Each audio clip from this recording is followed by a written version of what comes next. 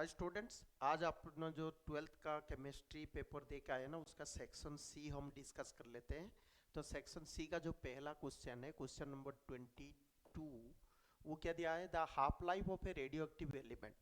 तो half life आपको दे दिया। हाफ लाइफ कितना दिया?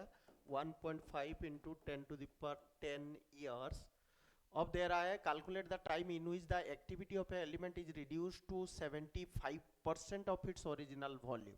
So that is, we have to find out the time t, and we are given the activity is reduced. That means the number of the particles that will be reduced to 75%. That is 75 by 100 of the initial number. So this will be equal to 3 by 4 n naught, right? So this is your given data. Now it is asked, find out the time. So how to do this? So first you see, इसमें हम क्या करेंगे? इसमें पहले देखो, हमने इसका जो कांस्टेंट है, डीके कांस्टेंट, वो निकाल देंगे। वो हमें पता है, lambda is equal to 0.693 upon half life. तो इसको जब सॉल्व करेंगे हम, 0.693 upon T half 1.5 into 10 to the power 10। So इसको सॉल्व करेंगे 4.62 into 10 to the power minus 11. This will come. Now we already know, हम लोग को जैसे पता है n n नॉट होता है, वो क्या होता है उसका इक्वेशन हमें पता है, n is equal to n naught e to the power minus lambda t होता है। तो इससे हम टाइम का वैल्यू निकाल सकते हैं। तो putting the log both sides, तो इसमें क्या हो जाएगा, log n is equal to, ये हो जाएगा log n not plus that is minus log this one, so this is lambda t। तो मुझे लैम्बडा टी चाहिए, so lambda T this side I will take. तो इसमें क्या हो जाएगा, ln N not upon N, N not upon N, that is N is 3 by 4 N not, so this will be ln 4 by 3। So this is with base E, तो उसको with base 10 करना पड़ेगा। So directly we will put the value and find out. तो log 4 minus log 3, so 2.303 will be multiplied. उसके बाद log 4 का value कितना आ जाएगा, 2 into 0.3010, so that is 0.60, that is minus, this will be log 3, log 3 is 0.4771, so that is 48 approximately, upon the value of lambda. Lambda is your 4.62 into 10 to the power minus 11. So if you find out the value, so it will come almost, that is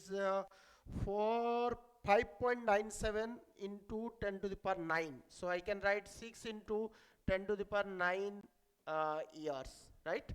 So this is a question regarding your decay. So you have to first find out the decay constant, then you can find out the t, right? So next question में चलते हैं। Next question आपको क्या बोल रहा है, state Kohlrausch's law of independent migration of ions. तो ये हम लिख सकते हैं कि जो हमारा लिमिटिंग मोलर कंडक्टिविटी होता है, limiting molar conductivity of electrolyte होता है, कंडक्टिविटी ऑफ इलेक्ट्रोलाइट, ये मेरा कितना हो जाता है, that is equal to the sum of the conductivity, that is the sum of the conductivity given by the anion and the cation, right? So this is known as your limiting molar conductivity, and this is your Kohl's law of independent migration. You have to write this.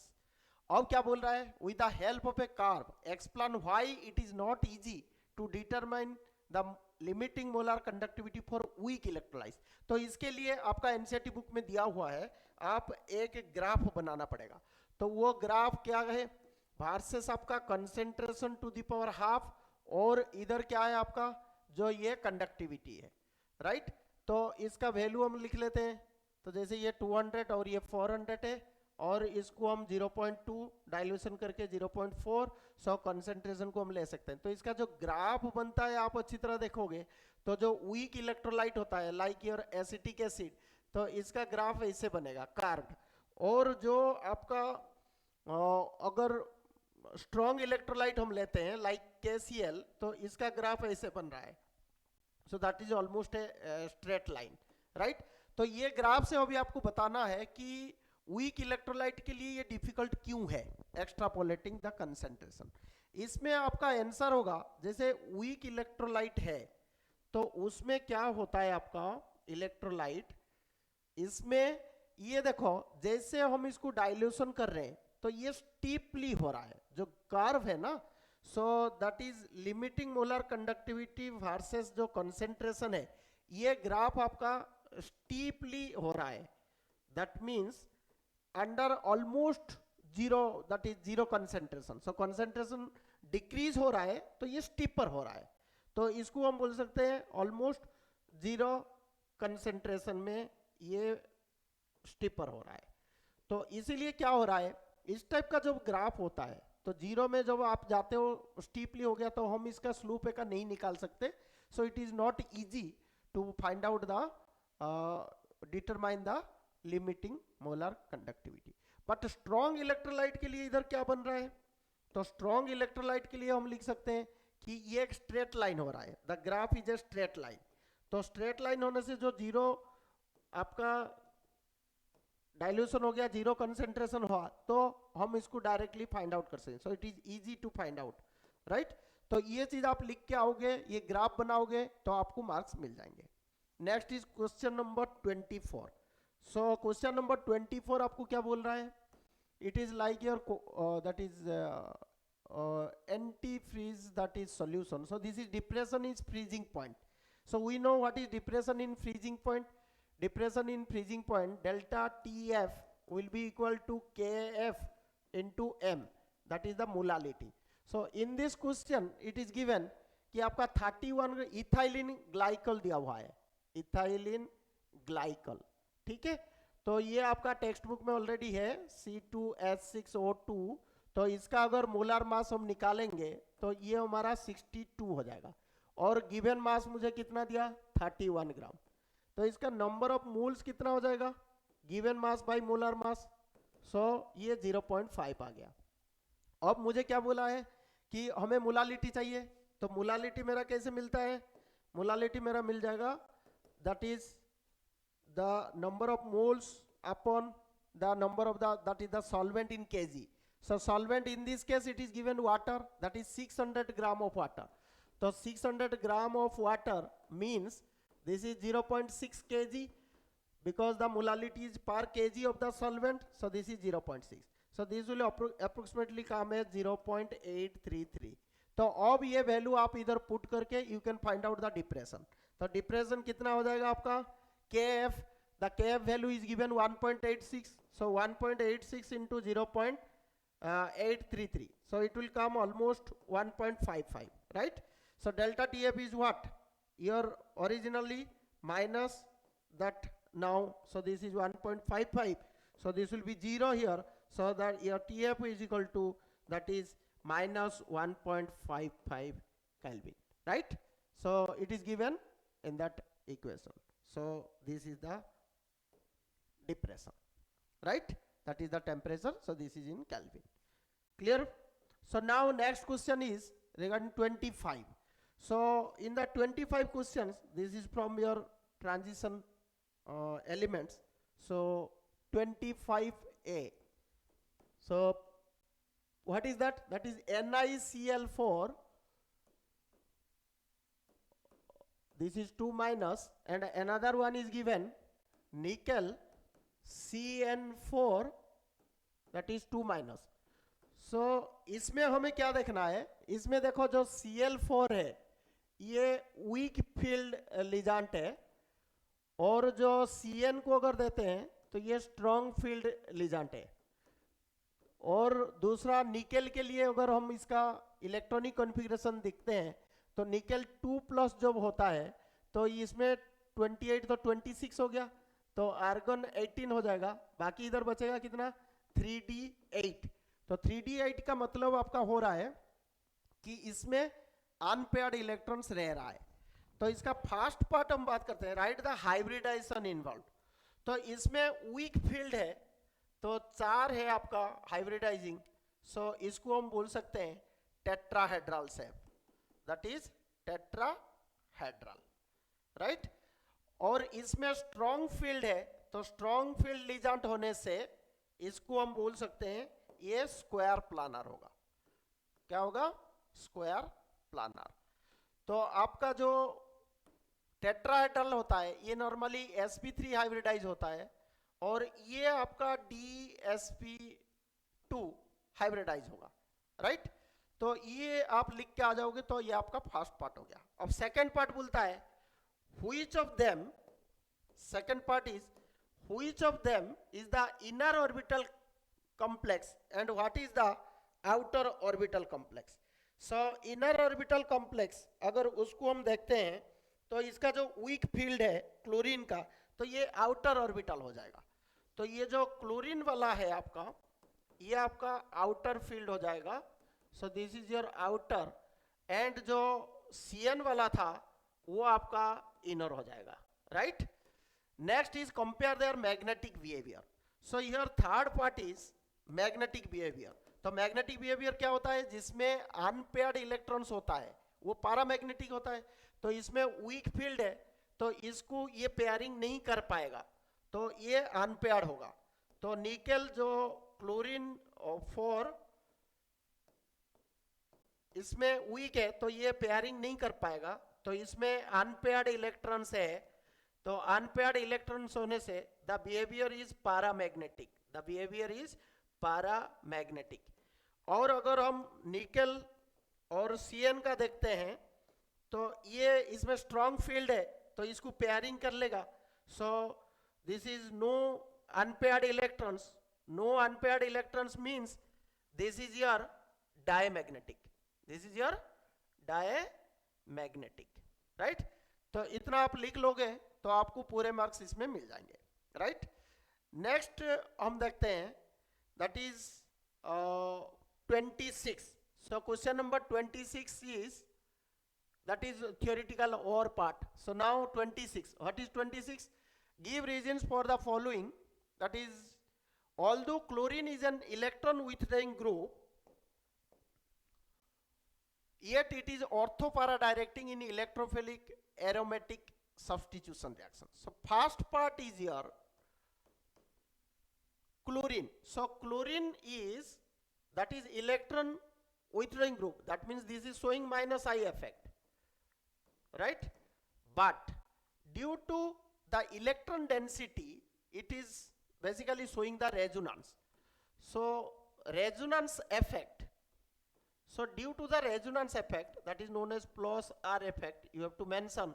तो आप लिखोगे तो इसमें plus R effect होने से आपको इसमें क्या होगा, इलेक्ट्रॉन डेंसिटी जो है वो ऑर्थो एंड पारा डायरेक्टिंग हो जाएंगे। तो इसीलिए जो आपका सब्स्टिट्यूशन रिएक्शंस, इलेक्ट्रोफिलिक जो सब्स्टिट्यूशन रिएक्शंस है वो ऑर्थो पारा डायरेक्टिंग हो जाएगा। क्लियर हो गया? तो आपको ये चीज लिखना है। नेक्स्ट क्या है? Aryl halides can not be prepared by reacting phenol with concentrated halogen acids और फास्फोरस हैलाइड्स। तो 26 का क्या है? B part. तो बी पार्ट में आप क्या लिखोगे? ये क्यों नहीं कर पाएंगे ना। बी पार्ट में जो कार्बन एंड ऑक्सीजन बॉन्ड है फिनॉल में, जो फिनॉल की बात कर रहे हैं ना, उसमें कार्बन ऑक्सीजन जो बॉन्ड है ये आपका डबल बॉन्ड बिहेवियर दिखाएगा, डबल बॉन्ड बिहेवियर दिखाएगा due to resonance, due to resonance. तो इसीलिए ये आपका जो रिएक्शंस है उसमें एराइल हैलाइड्स हम नहीं कर पाएंगे, राइट। एराइल हैलाइड्स हम नहीं, क्योंकि इसको ब्रेक करना डिफिकल्ट है, it is difficult to break, right, difficult to break. हो गया। नेक्स्ट क्या दिया है? Third part, chloroform is stored in close dark coloured bottles. तो इसमें हम बता सकते हैं जो क्लोरोफिल है जैसे CaCl3 है, तो इसको अगर हम डार्क बॉटल में नहीं रखेंगे तो ये क्या करता है नॉर्मली, अगर सनलाइट है और ऑक्सीजन है तो ये एक गैस बनाता है, उसको हम बोलते हैं phosgene glass. So that is CaCO2। So this is your phosgene gas. So phosgene gas जो बनाता है COCl2, that is phosgene gas, so this will produce your phosgene gas and this is very poisonous. This is a very poisonous gas. So that's why इसको sunlight हम नहीं देते. So that's why we keep that in dark bottle. ये आप अगर लिख लिया आपको मार्क्स मिल जाएंगे. नेक्स्ट आ जाओ question number 20, that is 7. So 27 में आपको क्या बोला है? 27. So इसमें दिया है कि बेंजीन डाईएजुनियम सॉल्ट के बारे में दिया है. Benzene diazonium salt. तो इसके बारे में आपको बोल रहा है कि क्लोरोबेंजीन हम कैसे निकाल सकते हैं, उसका रिएक्शंस आपको लिखना है. तो जो फर्स्ट पार्ट है क्लोरोबेंजीन हम कैसे बनाएंगे, तो ये सैंडमेयर रिएक्शन से बनते हैं. तो सैंडमेयर रिएक्शंस आप लिख दोगे तो ये normally C6H5N2 plus Cl minus, इसमें हमने CuCl जो है उसको हम रिएक्शंस कर देते हैं CuCl. तो इससे आपको मिल जाता है C6H5 that is chlorobenzene. So this is Cl plus ये आपका बन जाएगा that is N2. So this is C6H5Cl. तो इससे आपको मिल गया that is your chlorobenzene, right? Now second one में क्या बोल रहा है? How to benzene. So benzene we can do by the reaction that is hypophosphorus acid. So this is reacting with hypophosphorus acid, that is H3PO2. So this will react with give benzene, that is C6H6, right? So this is the reactions you have to write. Next reaction is your benzonitrile. So the benzonitrile, in all the case nitrogen will be involved. Benzonitrile, this will be added with your CuCN, so that you will get the C6H5 nitrile, benzonitrile plus N2, right? So this is the reaction. If you are writing, then you are getting the marks. ये I think आपको समझ में आ गया organic normal reaction से. तो next question is your 28. So what is your 28 question? 28 में बोल रहा है, ये आपको पहचानने के लिए बता रहा है. तो पहला जो दिया ना C3H5N दिया है, C3H5N दिया है. अब ये बोल रहा है कि an organic compound with molecular formula C3H5N है. तो ये जो ग्रिग्नार्ड रिएजेंट होता है C6H5MgVr, उसके साथ रिएक्ट करके hydrolysis gives a compound B forms है ऑरेंज रेड मतलब एक कार्बोनिल होगा. तो 2,4-DNP reagent and does not give iodoform. तो ये भी फिर एल्डिहाइड नहीं होगा. फिर कीटोन में जाएंगे, टोलेंस रिएजेंट ये भी होगा. तो ब्रोमीन वाटर भी नहीं है. तो drastic oxidation with chromic acid it gives carboxylic acid. So here you see the carboxylic acid is C7H6O2. So first part here we can conclude that C is a carboxylic acid, and carboxylic acid we can tell C7H6 that is given O2. So this formula will be for benzoic acid, right? This will be for benzoic acid. So we have now found the name of the compound, that is your C. Now you come, identify the compounds A, B, C, write the reactions of compound A with this followed by hydrolysis to give compound B. तो इसमें अभी देखो आप, ये जो benzoic acid आपका बना, इसमें जो दूसरा चीज है वो कौन होगा? जो B होगा, इसका प्रीवियस वाला, और A होगा. तो पहले हमें देखना पड़ेगा, ये एक नाइट्राइल है, तो इसमें जो कंपाउंड्स आपके आएंगे उसमें B वाला जो है वो कीटोन ग्रुप उसमें होगा. तो जो B वाला होगा उसमें कीटोन ग्रुप होगा. तो क्योंकि आइडोफॉर्म टेस्ट नहीं दे रहा है तो इसको हम लिख सकते हैं प्रोपेनोफेनॉन. सो जो B होगा आपका वो आपका क्या होगा? प्रोपेनोफेनॉन, राइट? सो दैट इसमें आपको मिल जाएगा जो C6H5 है और फिनोन ग्रुप तो कीटोन ग्रुप होगा ही होगा, और ये CH3 हो जाएगा। सो ये आपका आ गया प्रोपेनो CH2 CH3, दैट इज प्रोपेनो, तो that is your CH2 and CH3, 3 propano, right? So this will be your B, because from the this data ना we get, जैसे आपका देखो टोलन फेलिंग्स रिएजेंट नहीं हो रहा है, हाइड्रोफोम टेस्ट नहीं हो रहा है, रेड प्रेसिपिटेट हो रहा है, तो कार्बोनिल तो है ही है बट इसमें एल्डिहाइड नहीं है, तो ये कीटोनिक ग्रुप होगा। और कीटोनिक ग्रुप जो बेंजोइक एसिड को दे रहा है आफ्टर दैट हाई ऑक्सीडेशन, तो ये 100% आपका फिनोन ग्रुप है, दैट इज कीटोन ग्रुप है। अभी हम ए पार्ट में जाते हैं, तो ये जो प्रोड्यूस हो रहा है इसमें ए पार्ट हमारा क्या होगा, ए पार्ट हमारा ये प्रोपियोनाइट्राइल होगा, ठीक है, CH3 CH2 CN, CH3 CH2 CN, ये प्रोपेनो नाइट्राइल, नाइट्राइल, राइट? क्योंकि इसमें बोला है आपका देखो C3H5 जो दिया ना, इस फॉर्मूला में ये चीज बनेगा आपका, और ये इसका रिएक्शन अभी अगर हम लिखेंगे तो पहला वाला जो है इसका रिएक्शन हम लिख लेते हैं। जैसे आपका देता है CH3 CH2 CN, ये किसके साथ मिल रहा है आपका, Grignard reagent C6H5 that is MgVr। तो ये रिएक्शंस देने के बाद इसमें जो बोला है आपको, ये रिएक्ट करके फिर हाइड्रोलिसिस भी कर रहा है, ठीक है।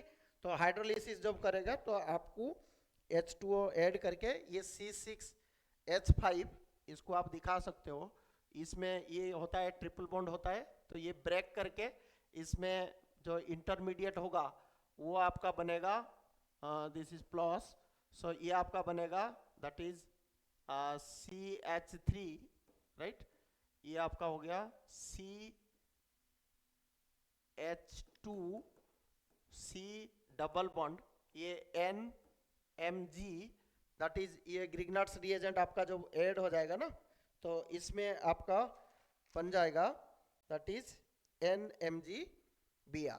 तो इसको आप इंटरमीडिएट बना के देन आप दिखा सकते हो कि इसमें कौन सा बनेगा, बी वाला। हाइड्रोलिसिस करोगे तो हाइड्रोलिसिस में ये बनेगा C6H5 CO CH2 CH3, right? तो ये आपका बनेगा। तो इसके बाद फिर क्या होगा, हैवीली ऑक्सीडाइज, तो ये ऑक्सीडाइज हो जाएगा। ऑक्सीडाइज होने से जो कीटोन ग्रुप है ऑक्सीडाइज, तो ये एसिड देगा, तो ये एसिड हमारा कौन सा हो जाएगा, that is benzoic acid C6H5COOH। तो ये आपको लिख के लाना है, ये थोड़ा सा आपको सारे रिएक्शंस के बारे में, क्योंकि एक साथ ये 3-4 कंडीशन दे दिया। तो पहले हम देखेंगे जो है ये नाइट्राइल ग्रुप, इसलिए हमने कंक्लूड किया क्योंकि ये ग्रिग्नार्ड रिएजेंट के साथ रिएक्ट करके हाइड्रोलिसिस के बाद एक कंपाउंड दे रहा है जो कीटोन ग्रुप है, राइट? और कीटोन में हमने देखा कि ये फिनोन ग्रुप रहेगा, राइट? और इसमें क्या है कि जब हम ऑक्सीडेशन कर रहे हैं तो एक एसिड मिल रहा है। सो ABC, A is the propanonitrile, B will be your propanophenone and C will be your that is benzoic acid। तो ये 3 आपको लिख के आना है और ये रिएक्शंस दिखाना है, so then you will get the whole marks. I think आप लोग अच्छा किए होंगे। All the best wishes, thank you.